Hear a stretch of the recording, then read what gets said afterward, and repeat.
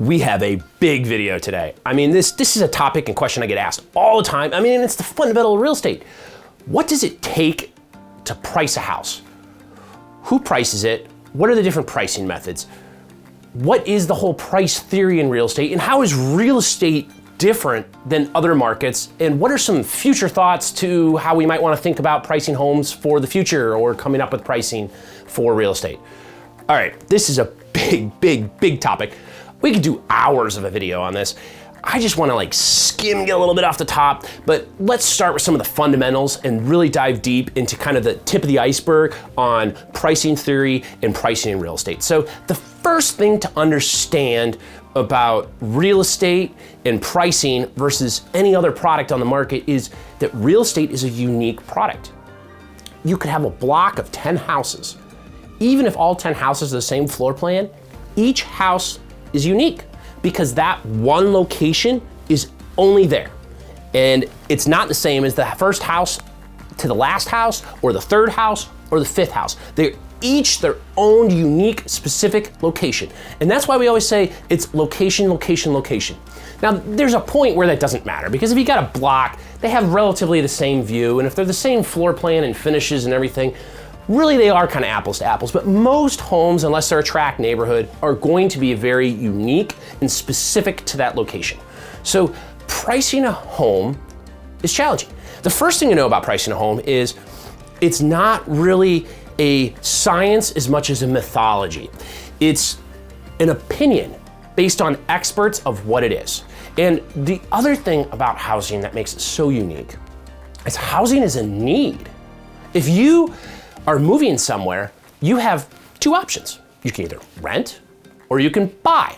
But other than that, you need a house over your head. So whatever path you're going down, you're gonna do one or the other. And rental prices usually have some affiliation and correlation to the cost to buy. And so the two are coordinated. We're not getting into rental rates. We're gonna talk just about pricing a house, and we're gonna dive a little bit deeper into that. So let's say that you're that buyer and you're looking to buy. You have two options. You can either buy new or you can buy a resale. Now, resales are based on the price to build new. And so as the cost of construction goes up, typically then the cost of a resale goes up. And so that's very important to understand how the two are correlated, because the housing construction industry is such a big piece of our overall GDP and market that really dictates housing affordability, housing prices, everything in between. Okay, so what we need to first do is we need to step back and look at housing in real estate versus pricing in other industries. And this is really interesting to me because when we study this in MBA and business school, we really dive deep into do not do cost plus pricing. What is cost plus pricing? That is, say that this mouse costs, I don't know, $3 to manufacture. You don't add 50% markup on it, so that'd be $6. You don't do that. You do the value propositions, that is the value a potential buyer would find in consuming this product, to price the product. Except in real estate, because in real estate, builders use cost plus pricing. Most of the time, it's a 10% profit for them, but it's the cost of everything they throw in their shopping cart plus 10% equals this. And then since new builds are the factor for us to create resale pricing, this is the entire correlation here. Now, that doesn't work in other industries for a simple reason. Let's consider a simple product like a 5-hour energy. Okay, what do you think a 5-hour energy costs to manufacture? I don't know, like 30 cents, 20 cents, something like nominal, right? But the cost in store is $3.50. Now, why did they come up with $3.50 for this product? Well, what product is it competing with? Somebody that needs this 5-hour energy is probably buying it over, say, a cup of coffee. And a cup of coffee is about $3, $3.50. So they're saying, okay, well, our product delivers the same effects and energy that you want in a faster time than a cup of coffee. So we're gonna charge what a cup of coffee is, because that's a comparative product. So it may only cost them 20 cents to manufacture this, but they're doing $3.50. this is what's important to understand. The value proposition that they're creating. The value of this 5-hour energy is $3.50, regardless of how much it costs. And this is one important differentiation to understanding how real estate and other products are priced, but also understand what consumers are looking for and what we should think about when we're thinking about pricing. So, pricing from a buyer's perspective is the perception of value. That is, the value propositions associated with that product. In this case, a house. What sort of value propositions go with it? Like, is a 2-story worth more than a ranch? Or is a ranch worth more than a 2-story? Is a 3-car garage worth more than a 2-car? Regardless of cost.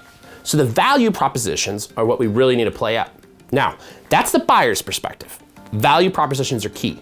Now, the key to pricing is to understand that it's an opinion. It's an opinion of the value at a specific time in a specific place. Because the market can do a little bit of this, though generally if you look at prices, they've always been kind of going up. But pricing is the specific time and place that a house comes on the market, because the price in March may not be the same for that same exact house if it came on in August or December. So timing is a very important component of that pricing. All right, before we get into all the pricing methods and how we come up with pricing for houses, let's start with some common terminology that I get asked. So there's 3 things we should think about in pricing terminology. The first is the assessed value. The second is the appraised value. And the third is the market value. Now, what's the difference between all of them? Well, the assessed value is the value that the assessor, the county, places on a property to give your tax valuation, to assess taxes. Hence why it's called assessed value. Assessed values typically are lower than the actual market value or the sales price that you end up selling a house for, but not always.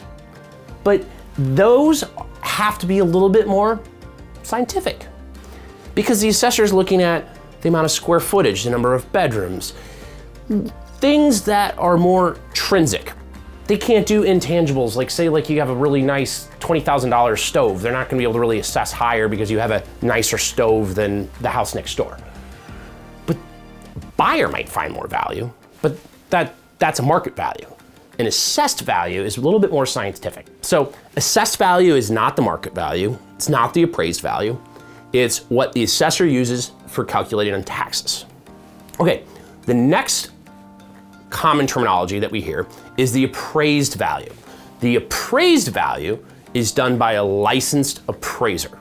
Now, an appraisal is what a bank uses to validate the market value of the price that was paid on the property. We also do appraisals on, say, if someone bought a house and a couple of years from now they want to do an addition or put in a pool or go to Walt Disney World, they're gonna pull out equity on their house. But before they can pull out the equity, the bank needs to verify that the house is worth what it's worth, and they do an appraised value. Now, there's 2 types of appraisals we should think about. When you first buy the house, that's your kind of primary appraisal. That one's a little bit more conservative than, say, if you go pull equity out on the house later on. That one's a little bit more liberal because, you know, it's like a credit card. I really only needed $10,000, but for some reason they always give you 25. They give you more than you actually need. So when we're looking at appraisal values, typically we'll see a little bit more conservative when you're doing a purchase versus, say, like a refi. And they're not the same thing, but they're worth looking at. They're a good value indicator.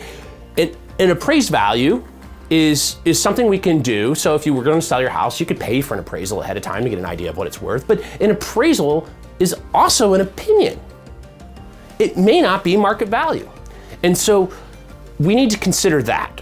And what we also need to discuss on an appraised value is oftentimes, more often than not, if a property is $300,000 and you offer $300,000, the appraisal value usually comes in 90% of the time right at the purchase price, because the purchase price is what a buyer would pay for the property, which is establishing market value. Hence why the appraisal comes in right at that, because it's saying, hey, a buyer offered this, so it must be worth that.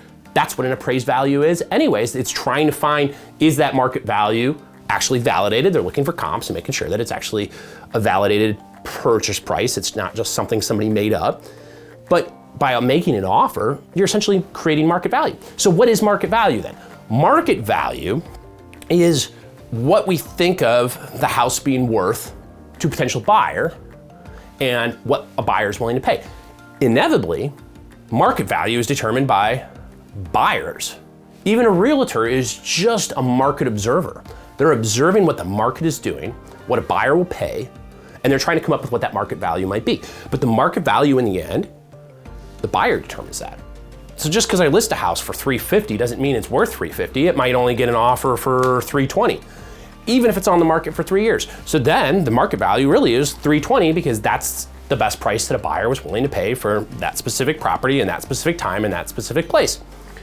So we need to understand the who, what, and how each of these are derived. And again, that's the assessed value, which again is from the county, the appraised value, which again comes from a licensed appraiser, and the market value, which typically the market value is dictated by buyers, but real estate agents will give you an opinion of what a market value is.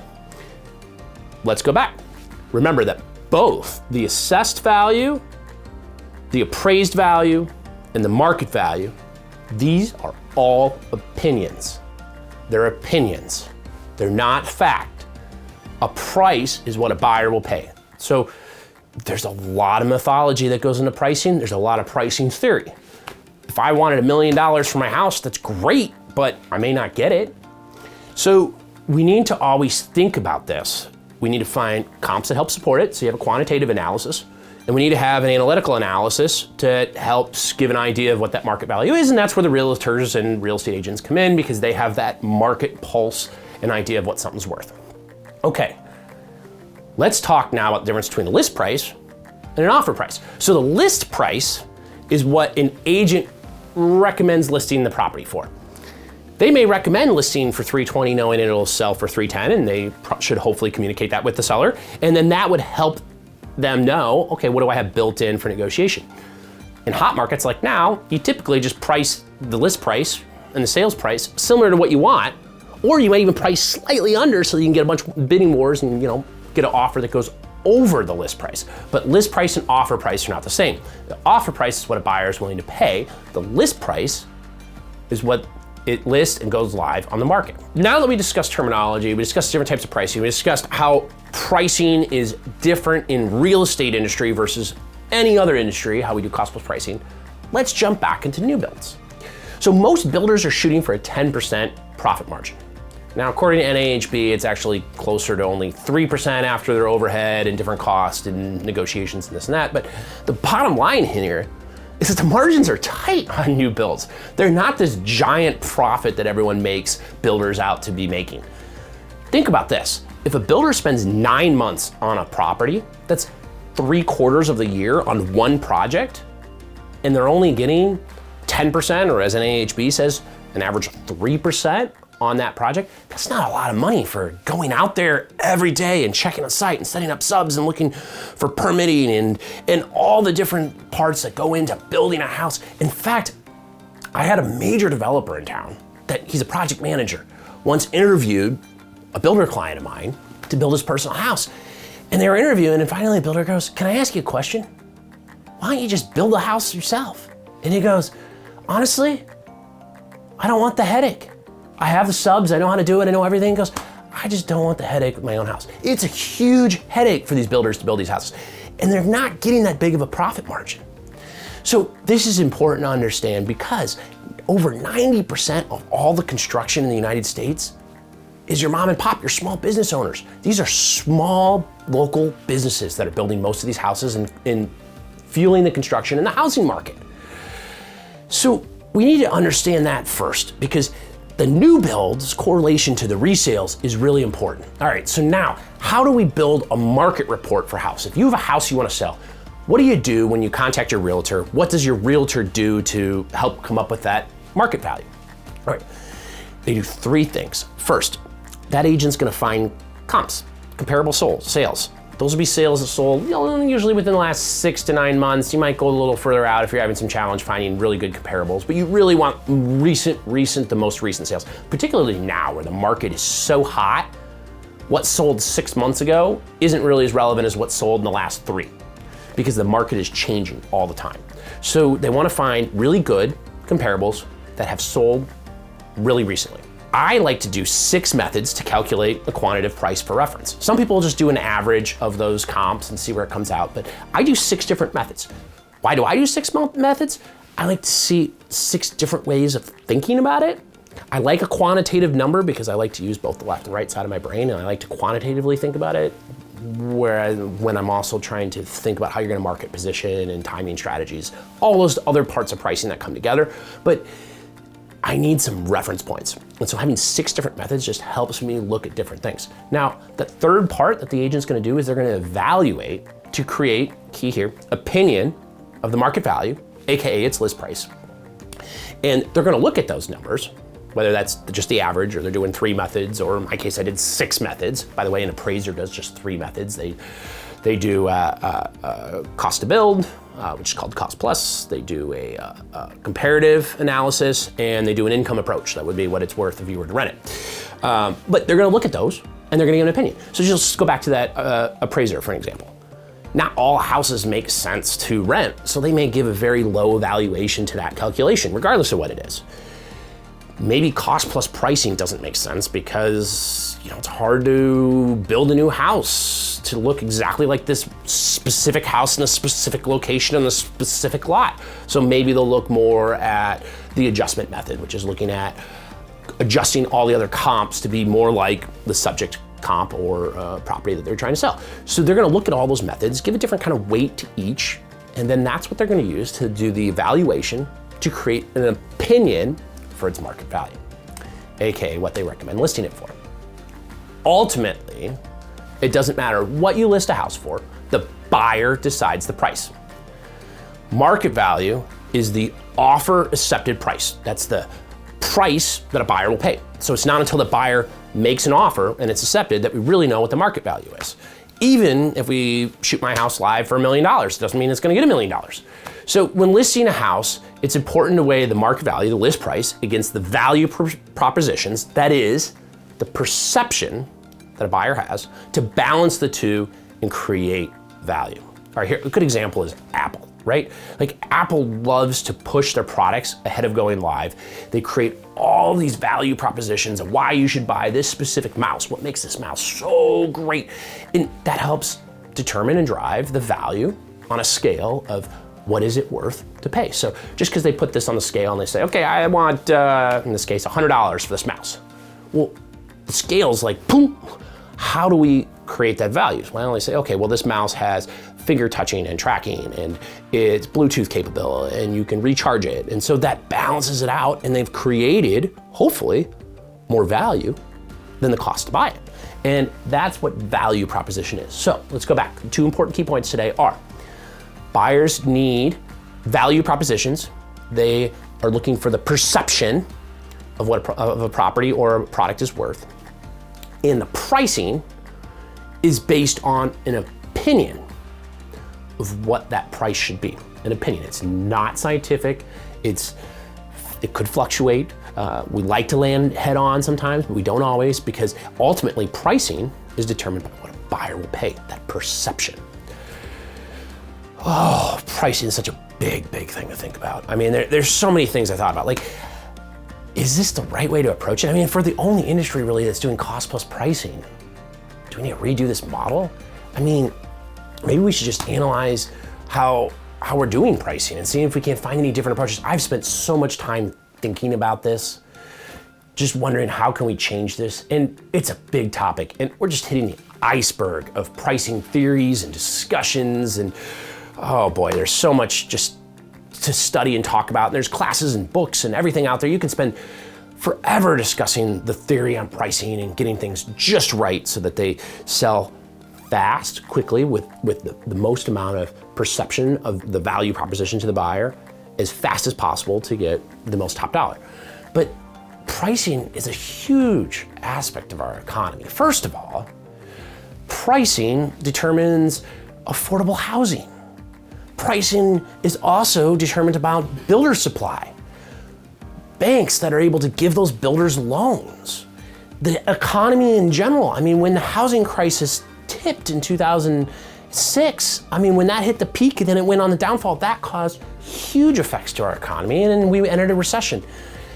Sure, there's public policy that comes into this, but there's so much, just so much that goes into pricing that are considerations that it's such a complex issue, and figuring out how to price a house is very complex. Here's a few tips. Get a professional. They'll have the pulse, they'll have the market data, they'll be able to give you the information you need to know to make educated, good decisions. Ultimately though, you, the buyer, get to decide what the price is. And the seller gets to decide what they want to list for. And when the two come together, we create the market value, the sale. What is the future of affordable housing, of builder supply, of loans, of the economy, and what does the public policy have to do with it? I have some ideas, I have some thoughts. That's a video in itself, and it's all complex, and it's a big topic, and I'm just scratching the surface, but this is how pricing works. So, to wrap it up, let's remember, we have two factors. We have perception of buyer, we have the opinion and the price that comes from an expert and the seller. And when the two come together, we create market value. That's how we do real estate pricing. Okay, hey, if you enjoyed this video, make sure you hit like. I got more videos coming up about the IBC real estate market and just the market in general and trends and everything going on in real estate. We're having such a fun time this year. So many big topics to come. I hope you enjoyed this video, and I'll look forward to seeing you again next week.